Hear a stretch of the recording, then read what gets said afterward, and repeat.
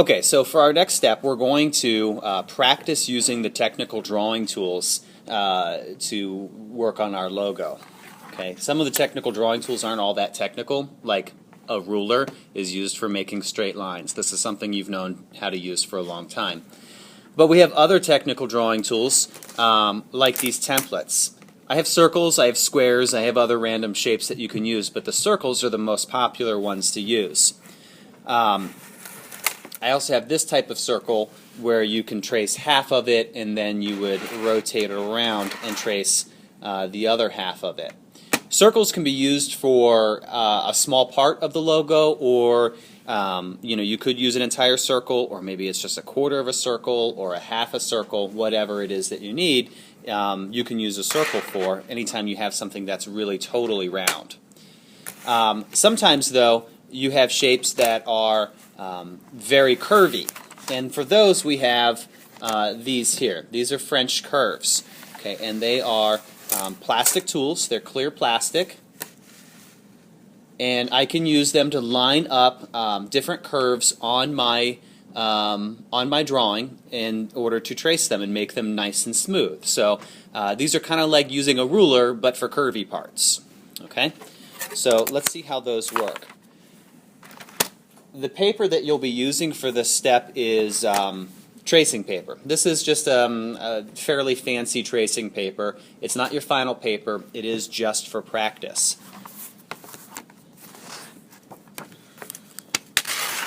Okay, so you'll tear out a piece of paper, and you'll actually tape your logo underneath, and I'll demo that in just a second. But let's just look at the French curves first before we try to use them for anything.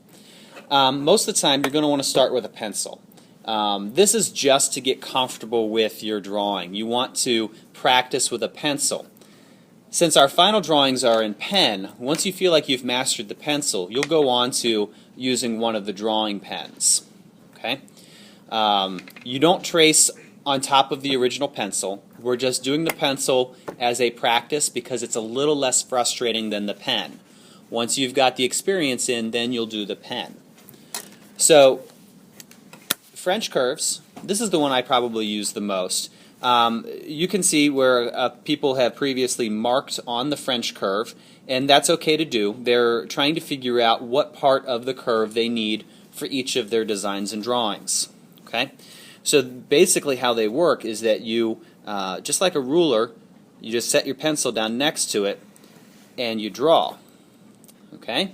And then as you pull it away, you can see you've made a nice curvy line. However, sometimes you're going to have to transition to an additional curve. So maybe I'm drawing a shape that now wraps around this way. So I would have to figure out how to line up my French curve to bring it around this way. Okay, so I'm going to zoom in real close here.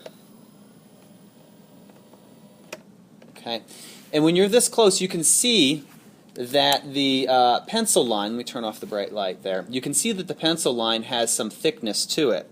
So you have to kind of try and line up your drawing tool so when you put down your pencil, you're continuing on directly on the line that you've already drawn. Okay, so I'm going to put that on there and draw it so it looks pretty continuous. And ideally, when you make a curve with a transition, the transition is nearly invisible. Okay? In this case, I can zoomed in, I can see it, but if I zoom out, it's much less obvious. Okay?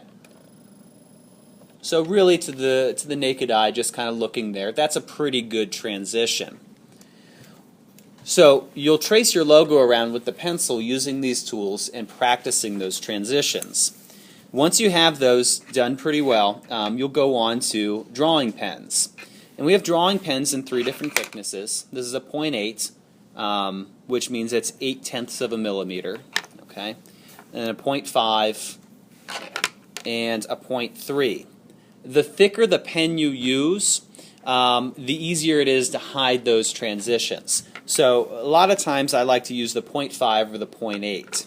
Okay, and it's the same thing, but it's slightly more challenging when you use the pen. Okay, you put your pen down and you draw your line. Okay, you want to be careful that when you're done with the line, you pick it straight up. Okay, you don't linger around because it'll bleed a little bit of ink down in there. You don't want to kind of bring it off to the side where you might accidentally leave a little bit of a mark. Okay, and then just like before, same thing with the transition. Okay, let me zoom in on that part. Your ink line has a little bit of a thickness to it, so you want to take that into account. Okay, so you can kind of see how my pen lines up with the ink line, and I might actually try and go back on the previous line a little bit and bring it around. Okay, so again, that transition is not too bad. Okay, zoomed in, it's pretty obvious, but as I zoom out, you can see that it's fairly invisible. It's not too bad. I'm not going to get much pickier than that. Okay, that's a good transition. That's a good smooth transition. Okay, getting smooth transitions is we're trying to master the craftsmanship, and we want to make those transitions as smooth as possible. So that's just how to use the French curves. Let's see them actually in action. I've borrowed a logo from one of your classmates. Okay. And I'm going to start tracing this. It's a good logo so far. It's the best logo drawing that she's done so far. Because it's on the graph paper, it's well laid out. She might give it another shot before she goes on. But once you have a nice one done on your graph paper, you're ready to go on to practicing. So for practicing, you're going to get a piece of paper, okay? And you can see how you can see through it. Okay, so I can see my graph paper down below. And I'm going to use drafting dots to help hold it into place. Okay, and the way it works is your drafting dots have a little tail on them. So you just tug on the tail and a little dot comes out, right? Okay. So I'm just going to tape that down. These are really just not very sticky masking tape. Okay, they're temporary little dots used to keep my paper from moving while I'm tracing. And I'm going to try and break this down. Okay, I think I'm going to start with a circle. There's a circle part right here, so it looks like I should use a circle template. So I'm going to find a circle that matches. And I have a variety of different circles, ones that even get much, much smaller than this, but I think I'm going to go with this circle. When you use a template, the templates actually have little feet on the bottom. Okay, you can kind of see them right there. And the feet are there to keep your ink from bleeding underneath the tool. So make sure that the feet are facing down. The easy way to be able to tell is you should be able to read the words on the template. Okay? If you can read the words, that means the feet are facing down and you're okay. Alright, so let me line up a circle. Okay? And I'm going to go ahead and do this in pen. Again, you're going to practice with pencil first, but I'm going to go ahead and go straight to the pen. And I'm using a 0.8 pen because I think it's a little more forgiving. No, I have a 0.3 pen there. Let's try the 0.8. Okay. Just trace it around. And again, at the end, I pick my pen right up. I don't linger on the paper. I pick it right up so it doesn't have a chance to bleed. Okay, so far so good. I did a circle, and it goes on the logo. Now, you might end up having something like this that is a little bit off to the side because the original drawing wasn't a perfect circle. So you're making improvements with this as you draw. Okay, it's very hard to freehand a perfect circle, so you might find things like this, especially when you use the circles, where your original circle is a little bit off. Okay, then she has a heart off here to the side, so I'm just going to take my French curve, and I want to transition as little as possible. I spent all that time explaining how difficult transitions are. I want to make that transition as infrequently as possible.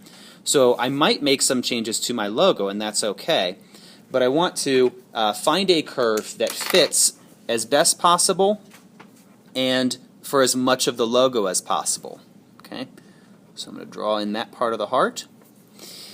The French curves have a little bit of an inking edge to them, so I don't have to, there's no up or down like on the templates. Okay?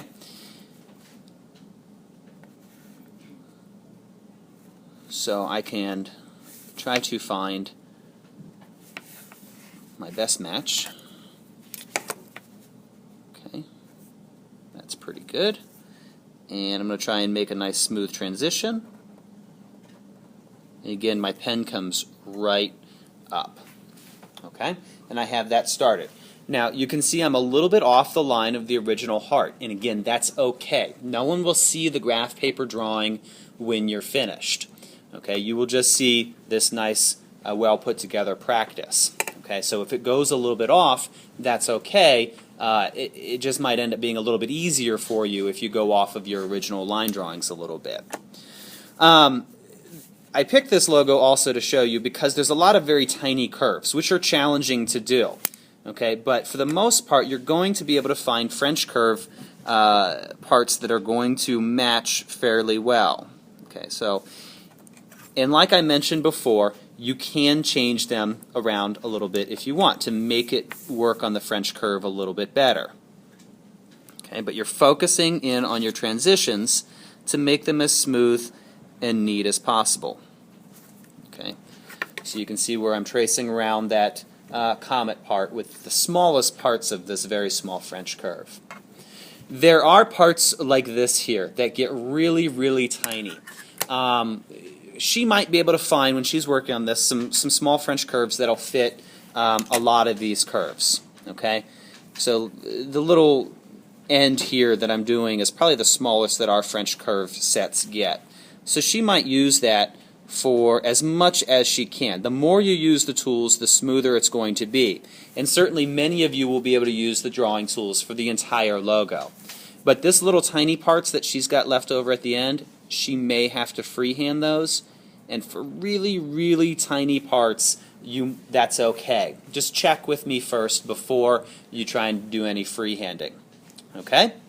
So, just to review, we're on tracing paper.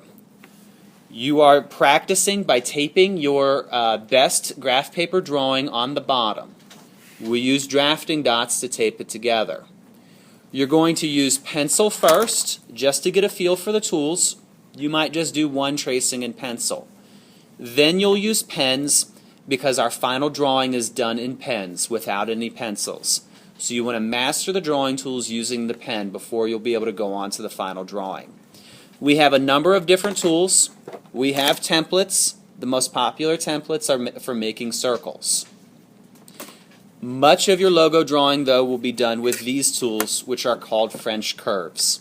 The French curves come in a set of 8. You need to keep all 8 of them together. They are numbered. You see a 15 here. You see a 15 on the actual drawing tool. So I finished the drawing that I was doing. I wanted to show you a couple of common mistakes that happen.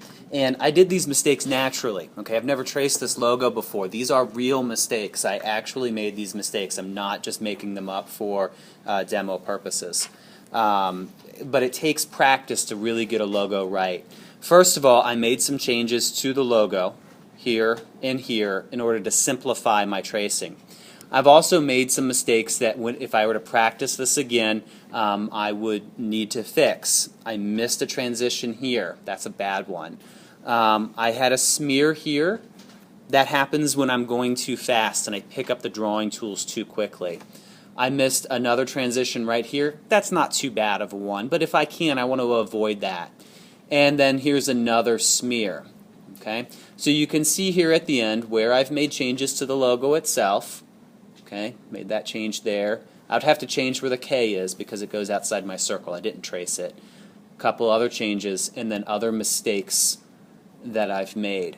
So before I would be able to go on to my final paper, I would need to practice this again, maybe 2 or 3, maybe even 4 times. This one especially is a pretty difficult one. Your logo might be easier or it might be harder.